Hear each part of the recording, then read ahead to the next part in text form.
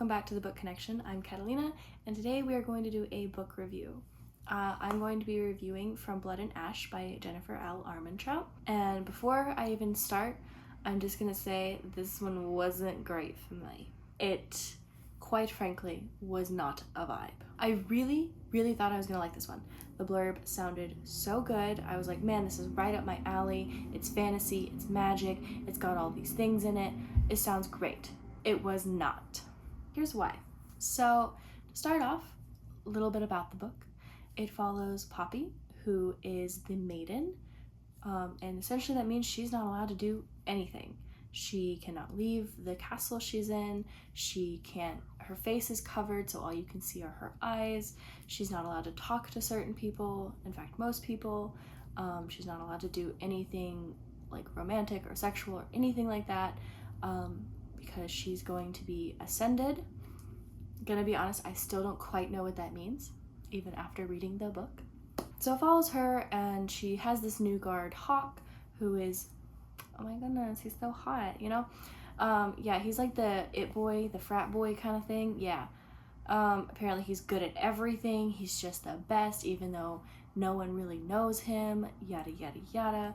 And of course there's a little something happening with him because he's the guard and she wants to do all these things and yada yada yada, right? And then basically these people keep attacking the castle. She's trying to figure out why. They're trying to stop this like resistance group. There's a lot going on, and I'm gonna be honest, by the end of it, I still didn't really know what was going on. I felt like when I first started reading it, in like the first 200 pages, I felt like nothing happened, which is probably why I stopped there and then didn't pick it up for several months later. If you can't get me in the first 10 pages and you still haven't got me in the next 200 pages, that's a problem for me. I felt like we just kept hearing about how innocent Poppy was and how she wanted to do all these things, and oh, she's been learning to train so she knows how to fight, so she's cool. She's the it girl, you know? And I felt like nothing really happened though. It wasn't until like 200 pages in that someone died, and I was like, oh, cool, something's happening. So her previous guard perishes, and he is replaced with Hawk, which then continues our story.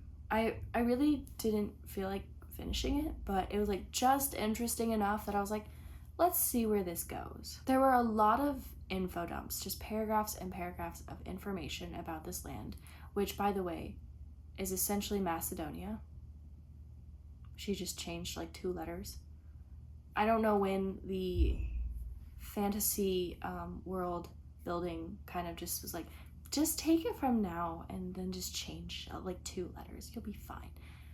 What happened to the imagination of fantasy, of creating names we can't pronounce? Like, that's the whole thing with fantasy. I don't care if I can't pronounce it, at least it's original. But that's another complaint.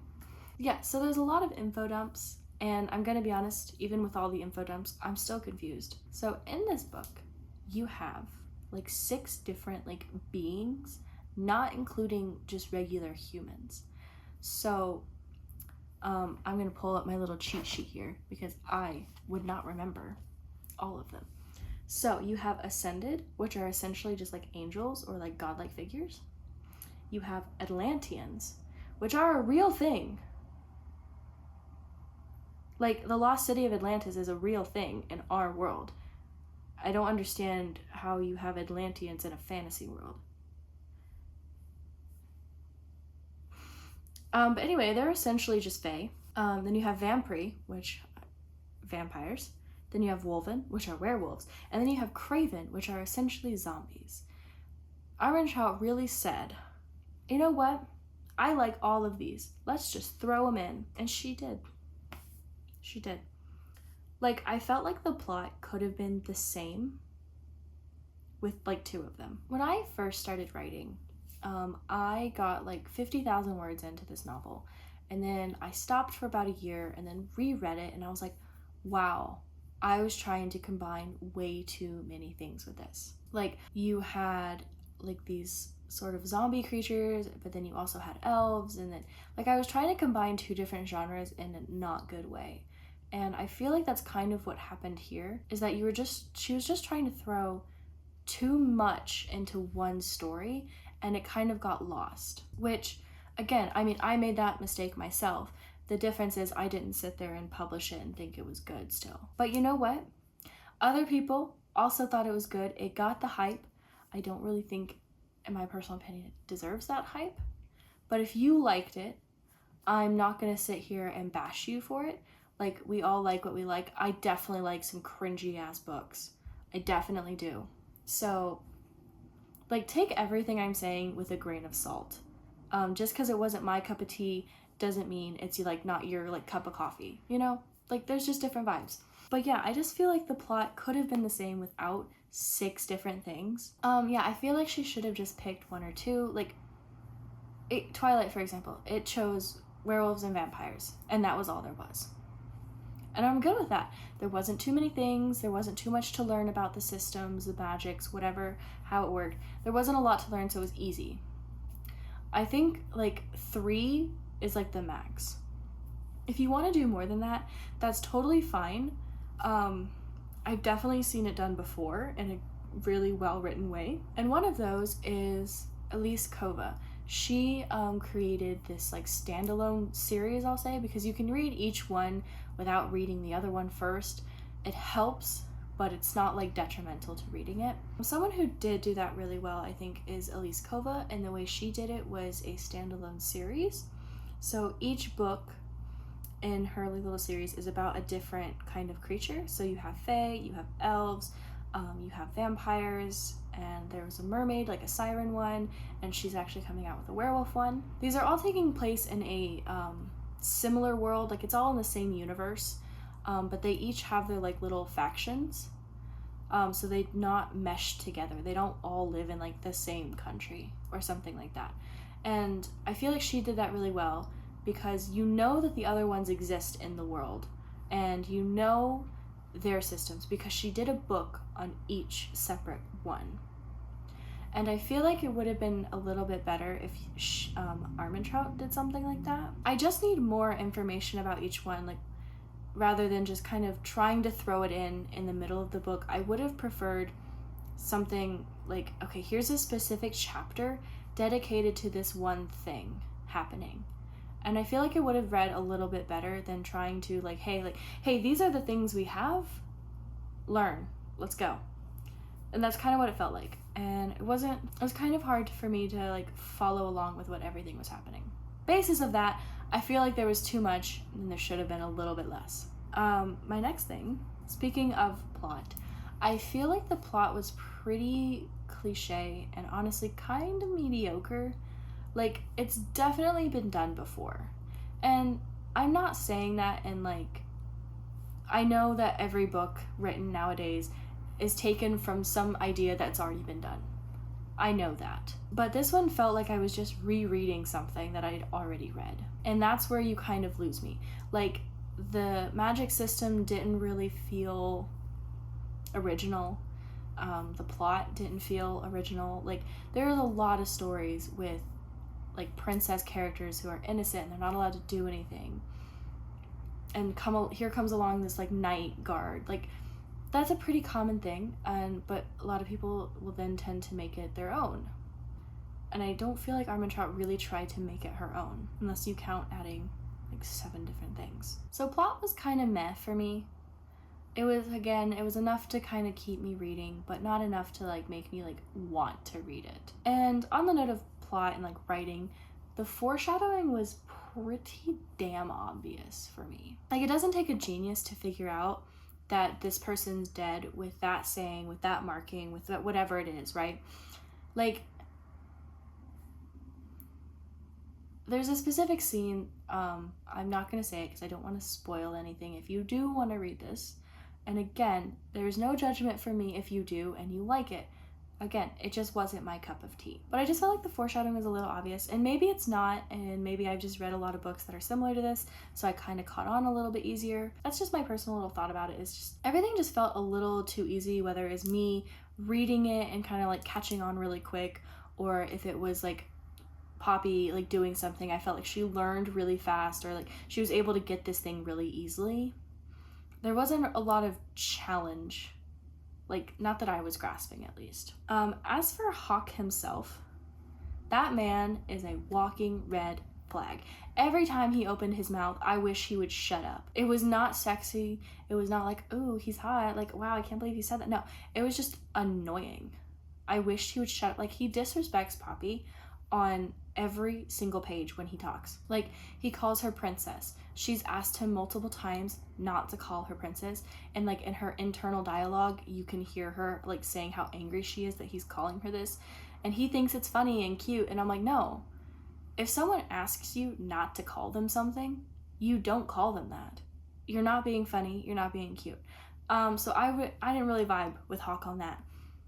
And then also I get that Poppy's innocent, but there are other ways to show that she is innocent without it always being sexual. And every time Hawk opened his mouth, it was like a 13-year-old boy possessed him, and everything was a sexual innuendo.